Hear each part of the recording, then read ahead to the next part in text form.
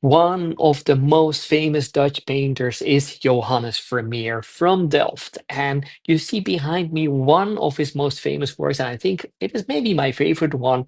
It's called The Love Letter. He painted it in 1669, 1670. We don't know exactly the time.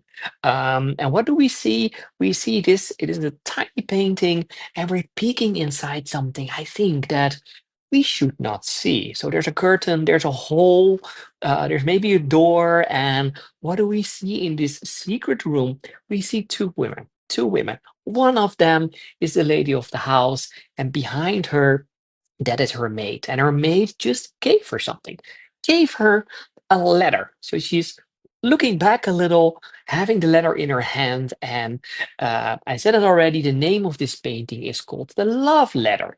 And how do we know that this is a love letter? And that's because there is a lot of symbolism in this painting. And these painters of the 16th, 17th century, they were using a lot of this symbolism. So just some elements. For example, the first one, the lady, she holds, the lady that's beautifully dressed, she holds a cittern, like that's like an old version of a lute in her hand. And that was in the 17th century the symbol or a sign of love. So, and then there's something else. If you're going down a little more on the painting, you see there's a broom standing on the side, and next to her there are two slippers. There are two slippers on the side, and two removed slippers were okay, a symbol of sex, even. Wow. But there's more. There's a lot more in this painting because if you're going top behind her, there are two paintings hanging on the wall. So the first one, just above her, you see a cloud of typical Dutch painting. There's the sea. We see a ship on the sea. And during the 17th century, the sea was often compared to love, and the lover is the ship. So that's another form of symbolism. And then we're going to the top, and there's a landscape painter of a traveler on a sandy road, a lonely traveler on a sandy road. And this may, we don't know that for sure, but this may be referred to the absence of a man who is writing to this lady. So, several beautiful symbolisms why we know this is a love letter. Next to that is we can also see that the lady is a little wealthy, not only, of course, because she has a maid that's working for her, but also if we look at her clothes, like a beautiful yellow, almost golden clothes that she is wearing, and of course, she has the time to play a guitar. She didn't have to work. No, she could play her sitar and her lute in front of us. So, um, and I said it already before, this is a very small painting. And the interesting thing is that this painting has been stolen. It's nowadays back in the Rijksmuseum, but we have to go back to 1971.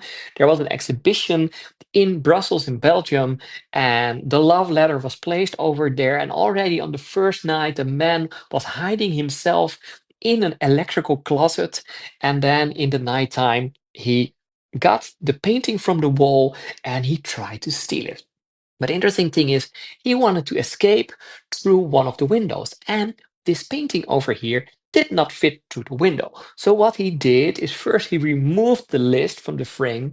He removed the list, and then later on, still he couldn't get the painting through the window. So he had a potato peeler with him, and he cut the canvas from the frame, placed what was the canvas in his back pocket, and that is how he could go through the window outside. And this man, of course, he wanted money for this, but he was not the smartest thief. So after some weeks, the police could trace him, found the painting back, of course, arrested the man. The only thing is that the painting was damaged. It was really damaged. So they had to restore the painting, and about a year later, it was presented again. And since that time, it's hanging in the Rijksmuseum, and I think it's worth a visit next to some of the other paintings of Vermeer. If you like this video, just follow me because I'm going to do a lot more of Dutch painters' works from the Rijksmuseum and other Dutch and Belgian museums.